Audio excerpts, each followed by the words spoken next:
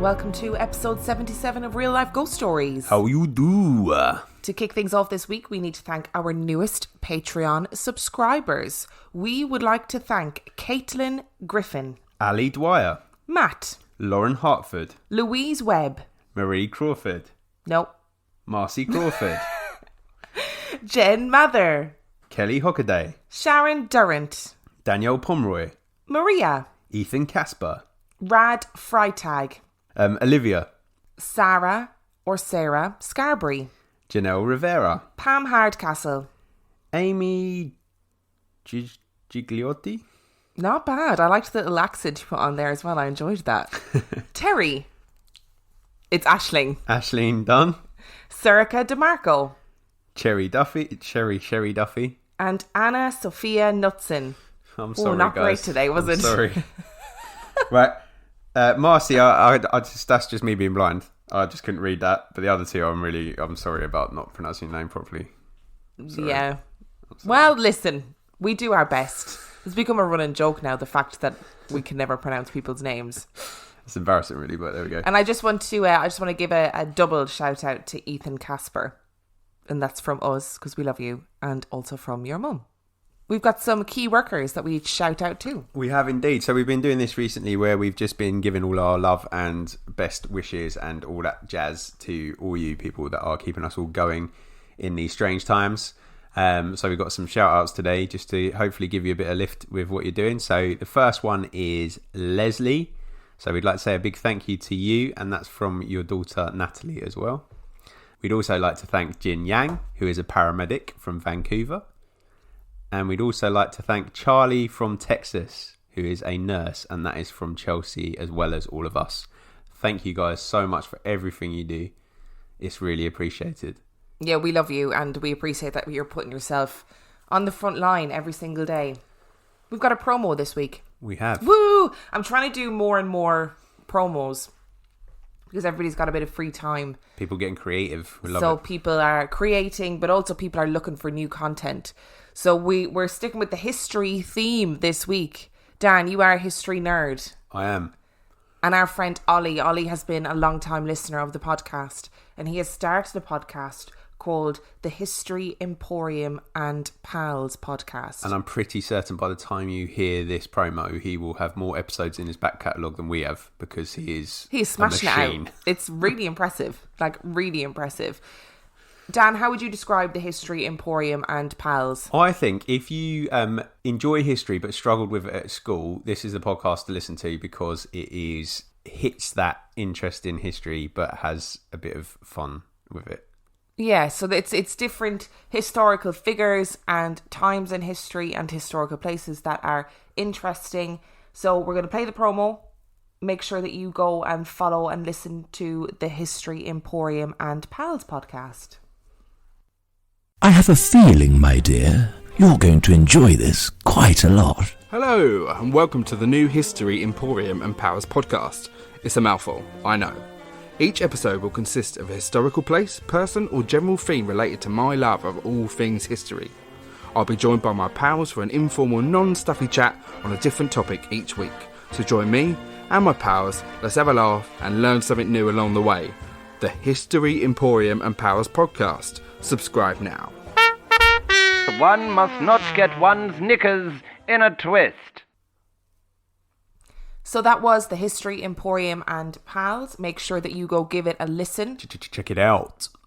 And our film review this week is Scary Stories to Tell in the Dark. Scary Stories to Tell in the Dark was released in 2019. It has 6.2 out of 10 on IMDb and 78% on Rotten Tomatoes. Would you like a synopsis? Why, yes, please.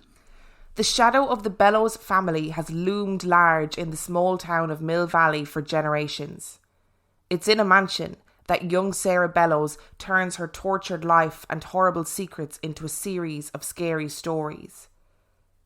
These terrifying tales soon have a way of becoming all too real for a group of unsuspecting teens who stumble upon Sarah's spooky home. What were your thoughts on this film? Do you know what? I thought it was a really good kids film without being detrimental. Like, yeah, it was I a agree. Scary kids film. That's what it was. It was aimed at that sort of pre-teen market, I think, but it's probably not because it's a 15, I think, isn't it? I want to start a petition to stop people from lying in the synopsis of films, because they didn't stumble upon her home. They purposefully went to her home. Actually, I'll hear that and I'll raise you up. They didn't purposely go to it. They purposely broke into it. They broke into it and they stole her fucking book. Yeah. So it's their fault. It's their fault all this happened. They broke into her home. They stole her book. They didn't stumble upon anything. They stole her book. So that annoys me. We don't support crime on this podcast. Do you know what I really appreciated about this? What? Is that they showed you things. You know how we always complain about when they reveal things, it takes away from it a little bit? Just felt like the effects in this film were good.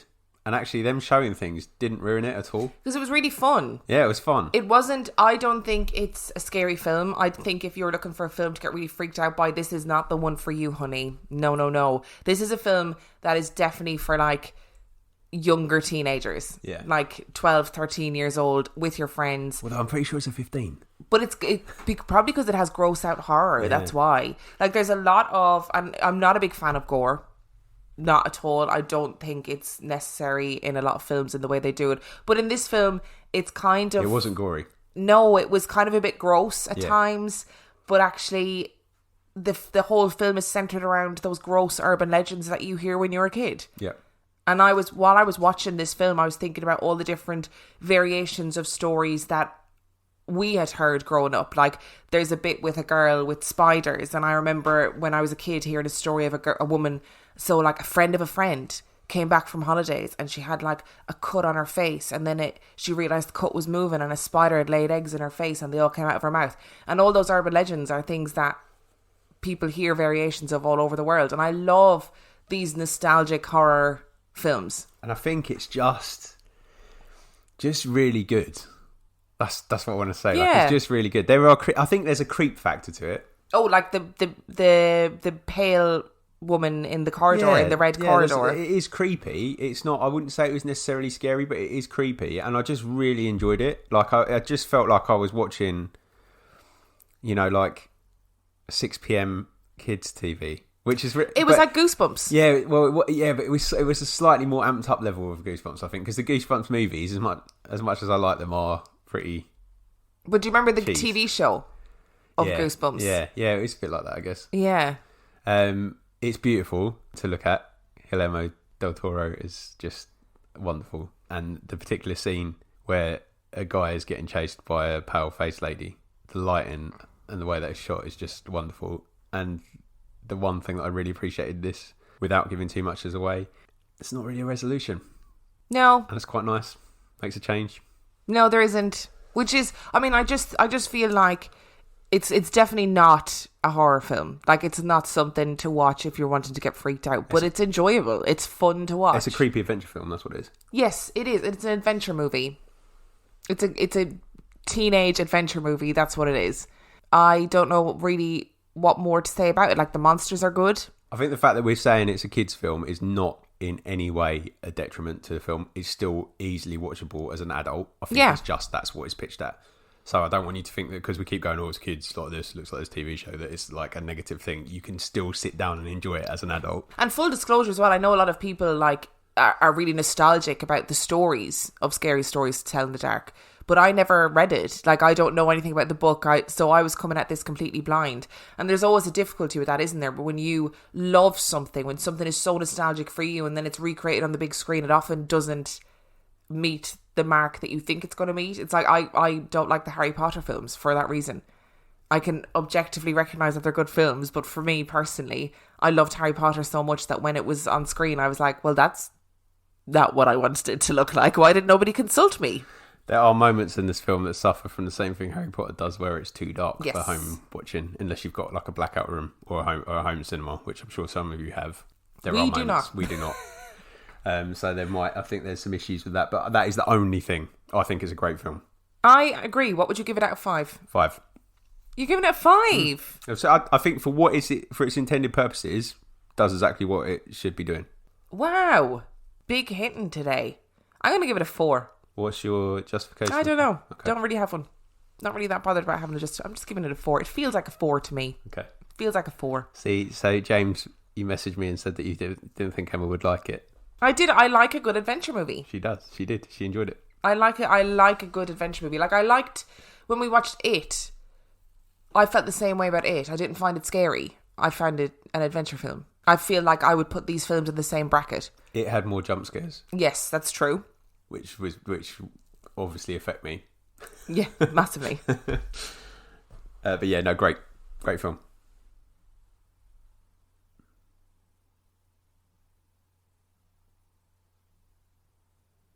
So it got me to thinking about this week's episode.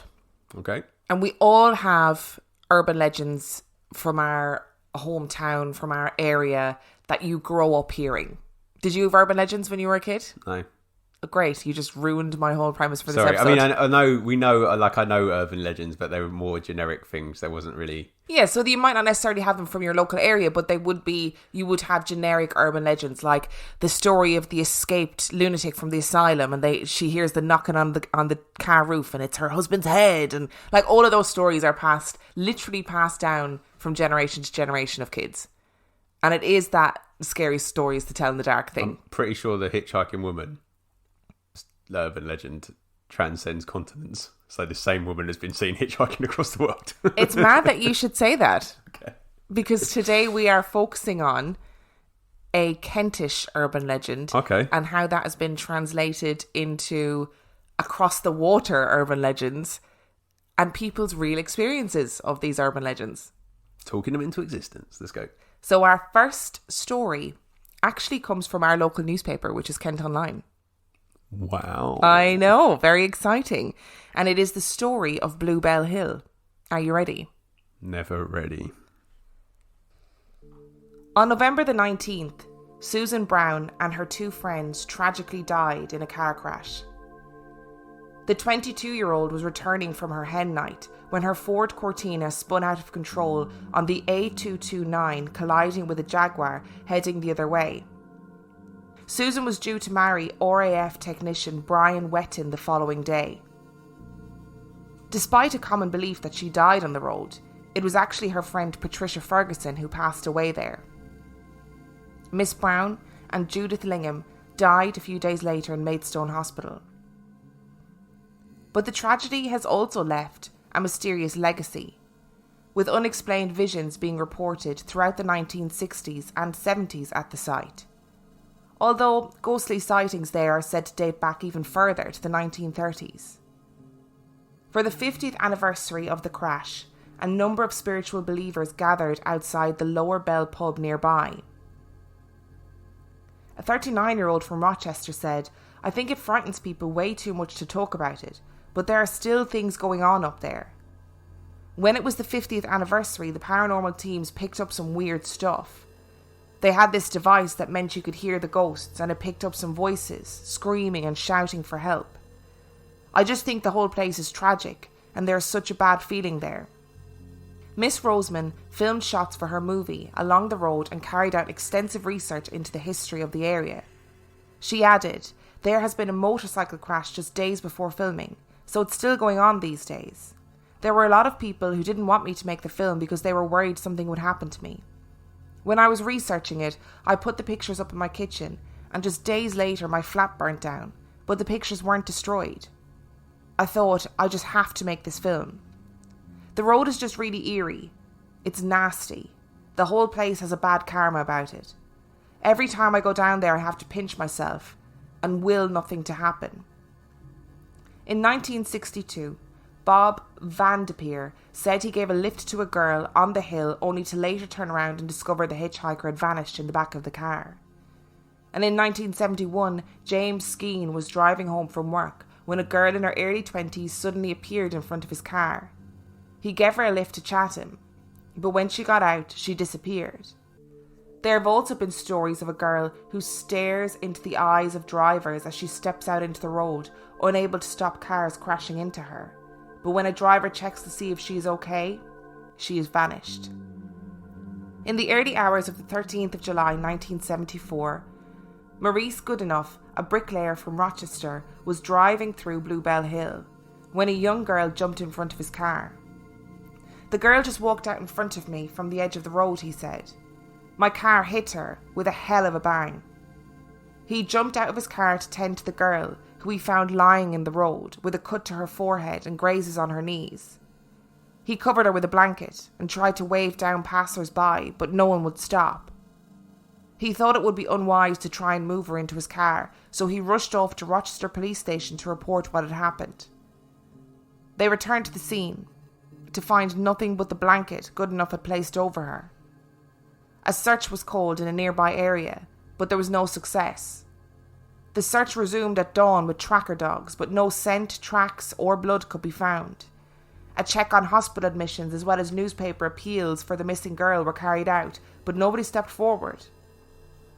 Goodenough was interviewed by the News of the World that Saturday night and was obviously still shaken and adamant that he had, in fact, hit a girl. I'm not going mad, he said. But where did she vanish to? I'm still shaking from the experience. The press jumped to the assumption that the girl must have been a ghost.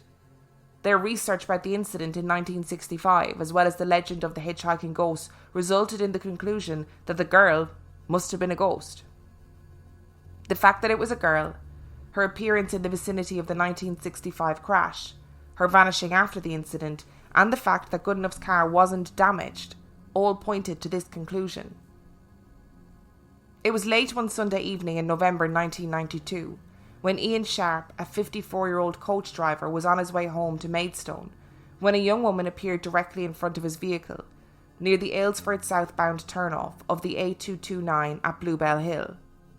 The woman strangely stared right into his eyes before he hit her, with the body going under the bonnet. Horrified, he slammed on his brakes and jumped out to help the woman. I honestly thought I'd killed her, he said. You can't imagine how it felt. I was so scared to look underneath, but I knelt down and looked straight through. There was nothing there. He then looked around the vehicle and at the side of the road, but found no one. So sure he was of hitting the woman, he went to the police station at Rochester to tell them about the incident. Aware of this area and its reports, the police went on to explain the legend that surrounds the area. Nevertheless, the police returned with him to the scene, and sure enough, the search proved fruitless. Ian Sharp later described it as the most terrifying experience of his life. Also, later that month and year, 2 motorists reported hitting a woman wearing a red scarf near the Robin Hood Lane junction of Bluebell Hill. They searched and informed the police, but yet again, nobody was ever found. So, I hate both the ways into Maidstone for different reasons. Not because they're creepy, just because there's always loads of traffic. Those stories are fascinating. I cannot think of anything more horrifying than thinking you've hit someone. I can't even. Once in my life, I hit a fox. It ran out in front of my car when I was driving home one night. And I was so upset that I just hysterically laughed while crying. Like, not in a, this is really funny, but I just got such a shock. I'm clearly one of these people who laughs at inappropriate times. And I actually, like, the sickness I felt in my stomach, I thought I was going to vomit. And that was just from hitting a fox. Yeah. Imagine, I can't even imagine how it would feel to think you've hit a human being and then to try and manage that emotion and then not be able to find the person that you know you've hit. I'm probably not going to drive down Bluebell Hill now. I'll just use Detlin Hill, go out the other way. Yeah, just do that. Yeah. Also, I feel it's quite dangerous for the police to just be going, oh, there's a legend around there. Yeah, which makes me think that the likelihood is that these stories are what they call them FOAFs in What? like psychological circles, FOAF. like friend of a friend stories. If we went to the police and said, hey, can we, see if there's any, have a look at the apparently long list of reports of people being run over on Bluebell Hill. Is it likely that they will exist? I'm not entirely sure. Because there's no way the police would go, yeah, don't worry about it. People get hit on that road all the time. It's not real. Yeah, it's just a hallucination, and then you've actually ploughed through someone. Yeah. I'm pretty sure that doesn't happen. I mean, there probably is a long list of people that have actually, unfortunately, been run over on that road because it is dangerous. Yeah, it's creepy, isn't it? I don't like the idea of that part of the story that said that she looks the driver in the eye and then steps out in front of him. Oh, you'd shit yourself. Yeah, it's just that I know what I'm doing, isn't it? It's that glance, and I know, I'm looking at you. It's not a subconscious. I'm sure, people forget to look when they're crossing the road. That's different, isn't it? Yeah. But if you're looking at the oncoming traffic and then you step out and then disappear. But it also doesn't work with the narrative. No, it doesn't. Like, she was in a car accident, and they often in this story, people talk about how she's wearing a wedding dress in the story, and actually she's not the one who died on the roadside. I mean, it's awful. These 3 girls absolutely did die in a car accident, which is terrible. But it makes me wonder if the tragedy of the situation, like the fact that this young woman was due to be married the next day, I mean, that is awful. And there's a mix of stories as well, because there's the woman that jumps out in front of your car, but then there was also a hitchhiker story thrown in there for good luck, I think. Yeah, where she disappears when you Good measure, arrive wherever Yeah. your destination is. So I just think that the Phantom Hitchhiker story just has such, like, longevity. And actually I was doing some research about it, and they talked about how Phantom Hitchhiker stories literally go back to the Bible. I will say something at this point before we go any further. If you try and debunk this by telling me it's an owl or a primate, I will be very disappointed. I actually think that it is an owl primate hybrid wearing a dress. Okay. Yeah. Okay, that's Lesser slightly spotted. That's more acceptable, to be fair. No, I don't. I think these stories are just ingrained in human psyche. I think it's like, they literally date back to the Bible. There's a Phantom Hitchhiker story in the Bible, and they generally have like classifications of Phantom Hitchhikers, and people have written books about the phenomenon and how these, urban legends are so powerful in society. I've got a little theory. Yes. These happen at night, right? Could this be a case of nodding at the wheel, slamming your brakes on, getting out your car, and then bravado kicking in and adding the extra detail of a ghostly body lying on the side of the road? I don't know if you'd go to that effort, would you? I mean, I've been very lucky in that I've never had that experience of nodding off behind the wheel. Well, so I don't know. Like, I know you've told me about, you've had the experience and it's awful. Yeah. I've never had it, fortunately. I mean, it wakes you up, but that's not a reason to do it. No. But what I was saying earlier was that this kind of transcends cultural boundaries, this story of the Phantom Hitchhiker. So I've got another story for you about Resurrection Mary. Oh, I don't think, sorry, just to clarify, I don't think the hitchhiker story is about nodding off. I think the hitting something is a nodding off thing, because it's that, that full reaction as well when you're nodding off. It's that kind of, the hitchhiker one is just weird, but it is that kind of urban legendy. So Resurrection Mary, and this comes from the Chicago Reader. Ghost Adventures do something about her. Potentially. And I have a real life listener story about Resurrection Mary as No well. way. Yes, I do. Oh, wow. This comes from the Chicago Reader, but they took it from a book called Folk Tales and Legends of the Middle West by a man called Edward McClelland. Are you ready? I mean, I'm intrigued by the listener's story, but I'm not really ready for it. Just southwest of Chicago, on Archer Avenue in Justice, Illinois, across the street from Resurrection Cemetery, is a bar called Chet's Melody Lounge. Chet's is a classic roadside tavern with a pool table, a jukebox, a popcorn machine, and a large clientele of bikers. But Chet's has an unusual tradition. Every Sunday, the staff leave a Bloody Mary at the end of the bar for a ghost. The ghost's name is Resurrection Mary, and she has haunted this stretch of Archer since the 1930s, when she picked up young men dancing to the big hands at the O. Henry Ballroom. An old Southsider named Vince was still telling his Resurrection Mary story to paranormal investigators half a century after it happened. When he did, he sounded just as haunted as he'd been the night that he met the ghost. Before he went out dancing that evening, Vince put on his favourite suit, a double-breasted grey number with squared-off shoulders, and his most colourful tie, red with Hawaiian hula girls in grass skirts. He cruised Archer Avenue with the top down on his Chevy. The night was warm, and he'd slicked back his hair with enough Brill cream to keep the wind from messing it up. The O. Henry Ballroom was going to be jumping, as it always was on Saturdays. Vince had danced to some of the biggest of the big bands there: Harry James, Artie Shaw, Tommy Dorsey. Tonight was just Chet Barsutis and his merry men, from the southwest side of Chicago. But even the local combos knew all the hot numbers on the hit parade. Inside the ballroom, Vince spent the first half hour downing enough Cuba Libres and smoking enough Lucky Strikes to work up the courage to ask a girl for a dance. By the time the band got started on Jumping at the Woodside, he was in a bold state of mind. Spotting a pretty blonde girl in a white dress, he said, as casually as he could manage, "Hey, it ain't right to stand still for a Count Basie. Why don't we cut a rug on this one?" The girl smiled, and they joined the jitterbugging throng on the parquet floor. The band played a few more fast numbers, Boogie Woogie and Jeepers Creepers, so Vince didn't get a chance to talk to his partner. That he didn't mind too much. Sometimes girls asked what he did for a living. He was a bookkeeper at the Union Stockyards, even though he didn't work anywhere near the slaughterhouse that gave some girls the willies. When the band segued into Begin the Beguine, Vince was finally able to get close to his partner.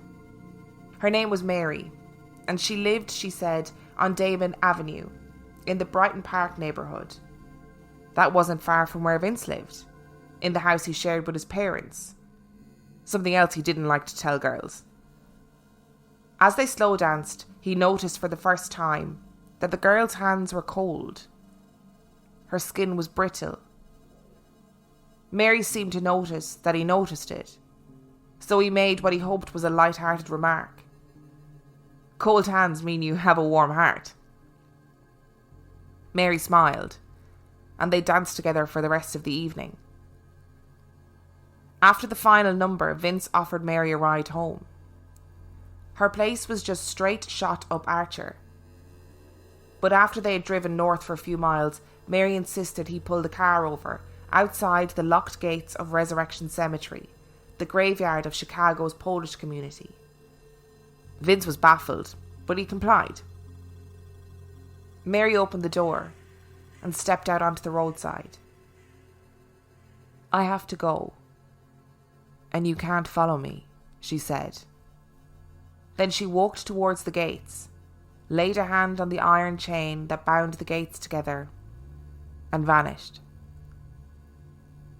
Vince spent the rest of his night driving his Chevy up and down Archer Avenue looking for a blonde girl in a white dress.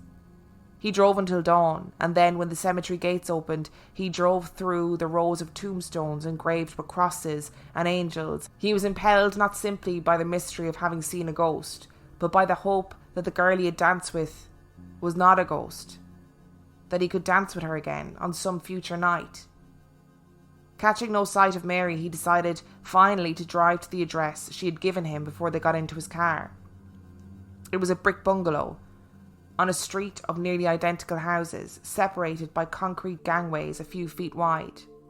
Only the adornments on the porches and in the yards, an American flag, a statue of the Virgin in a half bathtub differentiated the dwellings.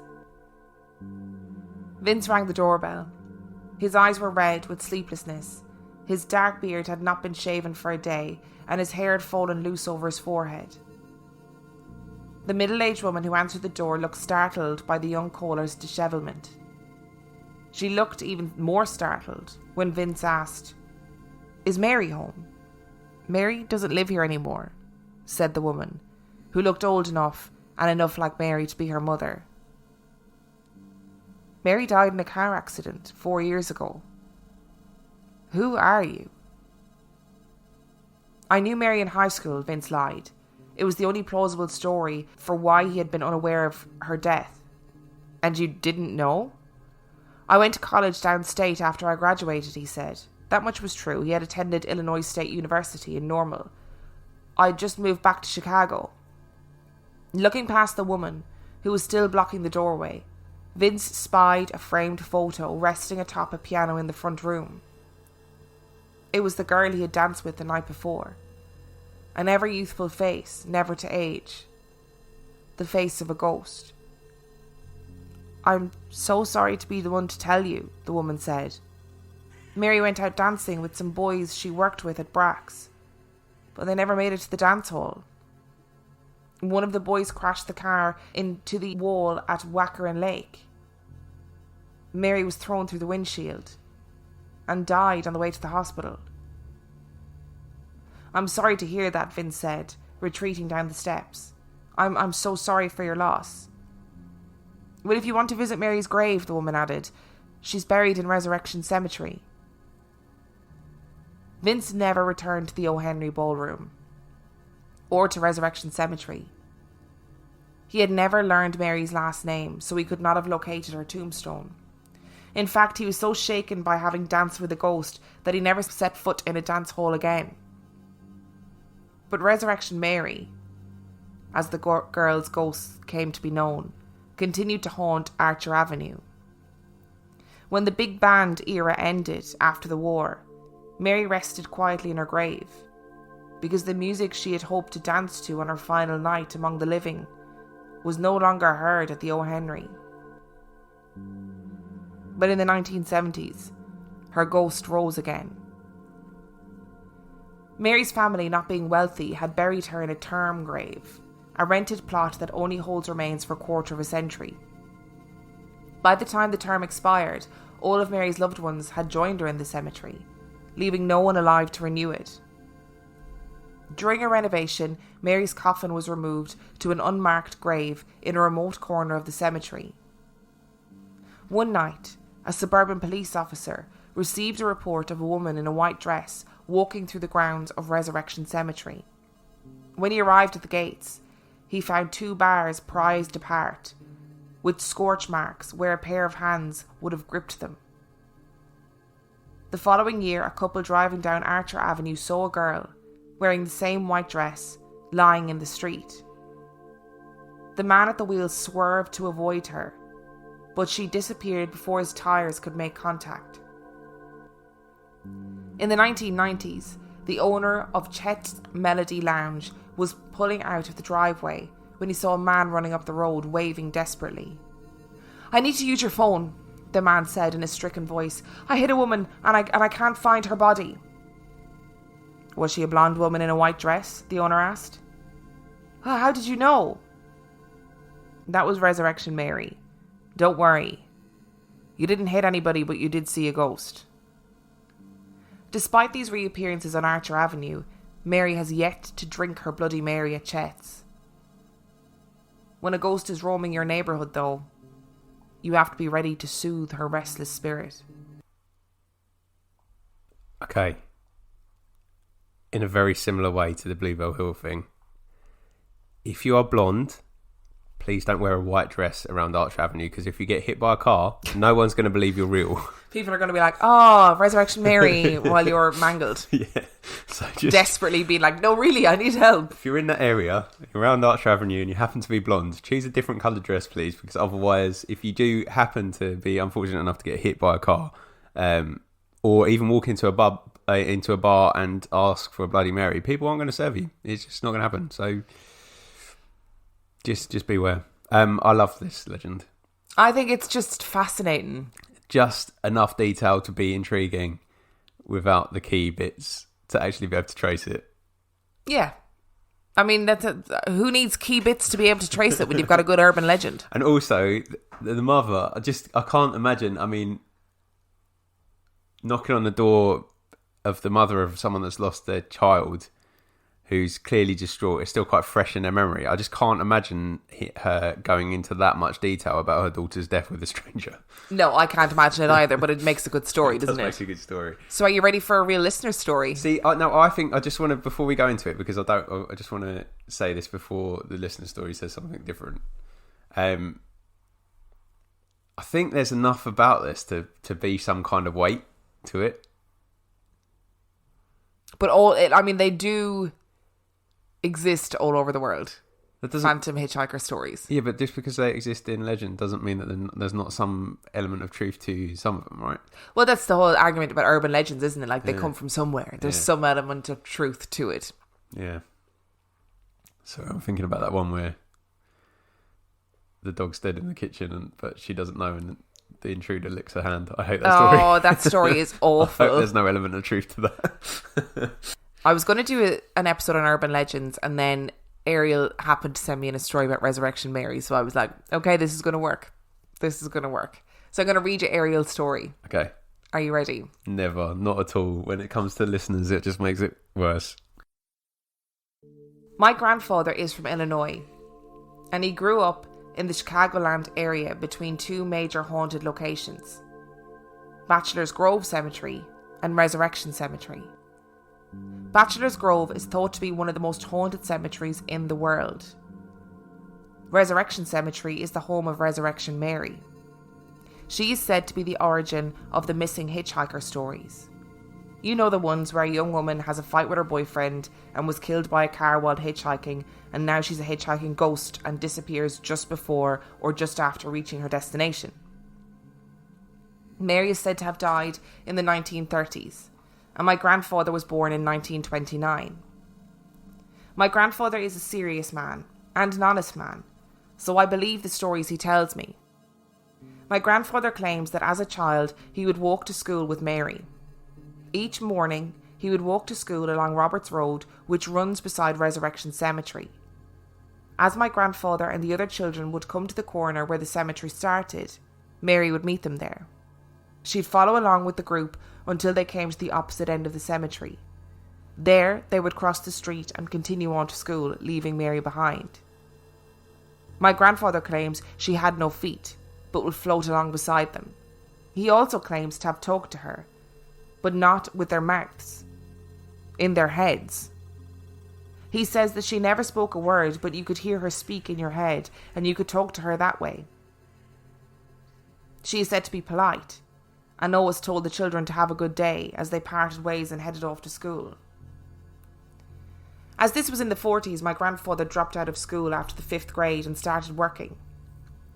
Even though my grandfather was no longer in school, Mary would still walk with him whenever he walked down Roberts Road alongside the cemetery. He says by this time they didn't speak much, but just walked in silence until she told him goodbye at the corner. Also along Roberts Road was a dance hall. I'm not sure if it's the same one that it was in Mary's legendary story.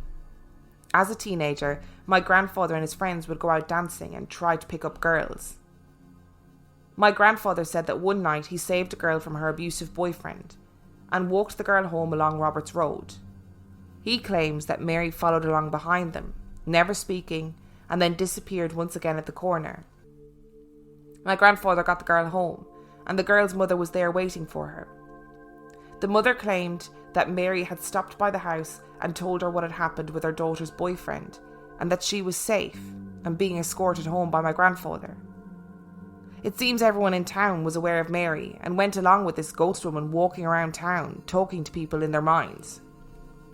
My grandfather said he left the girl's house and once again walked down Roberts Road alongside the cemetery with Mary by his side until she said goodbye on the corner. I asked my grandfather if he still sees her when we visit family in his hometown, but he says he doesn't see her anymore. He says he's too old to see her now and has lost the ability to see and speak to her. Some of my family members claim my grandfather is lying and his childhood experiences are all made up, but I have no reason not to believe him. They do, however, believe his stories of Bachelor's Grove Cemetery. My grandfather says he never set foot inside the cemetery. It's overgrown now and you can no longer see it from the road. When my grandfather was in his 20s and 30s, he said you could see glowing lights walking through the woods at night. It was as if hundreds of ghosts with lanterns were walking single file through the woods behind the cemetery. Hell no. And then would disappear into thin air. No. I'm glad that's at the end of the story. Good. I don't need to know any more about that other place. Oh. So what are your thoughts? Mary seems really nice. I kind of want to meet her. It's kind of mad. Like, it's such an outrageous story that you really want to believe it because it's so outrageous. I do believe it. I just think it's too specific to just be made up. And I think there's something about kids being able to see things. We've said this loads of times, haven't we? And maybe it's just that is just the case. And actually, discount it at your peril. I just wonder if, you've got a group of kids who are walking past the same cemetery every day. They know the story of Mary. They know the story of Resurrection Cemetery, blah, blah, blah. If they... I'm not saying they made it up, but they imagined this into being. But why? I'd say, and this is horrendously stereotypical, but if you've got a group of young boys, they're not creating ghost stories about a friendly ghost. That's a very good point. They're creating ghost stories about But, ghosts yeah, that absolutely. like fucking kill you and Absolutely. And they're trying to freak each other out. They're not going, oh, look, let's make up a story about this woman that walks the length of the graveyard with us and chatting. tells us to have a nice day at school. I mean, that's like, unless they are the sweetest group of boys in the world, which they might well be, and it's not Maybe fair. they were. Yeah, it's not fair to just stereotype them in that way. But I know what I was like as a kid, and I'm not particularly like macho, but I know what I was like as a kid. They're not the kind of ghost stories that I'm creating. I might create them to calm myself down, but they're not the ones I'm sharing with my mates. Yeah, I guess you're right. Do you know what I mean? It just feels like, you know, it's if it's a collective thing, I just don't feel like that's the thing they'd be making up because it serves no purpose. Imagine being a group of kids going to school saying, "Oh yeah, we walk past the cemetery and we've got this ghost that walks with us every day and says have a nice day." And then that's it. And then they'd all be individually shut in lockers. Like, I just can't see it. I can't see it being a thing. Like, I can't see it something that a group of boys in that very stereotypical way, which is wrong with me. I cannot see it being something that they would create. And I also think it was an era where boys were drilled to be boys. As in, they were drilled to be the kind of stereotypical idea of masculinity. Yeah. And I think it's more likely in that area that they fulfill that stereotype. Yeah, I just probably. don't see it being something that they create for. Like, I don't see it.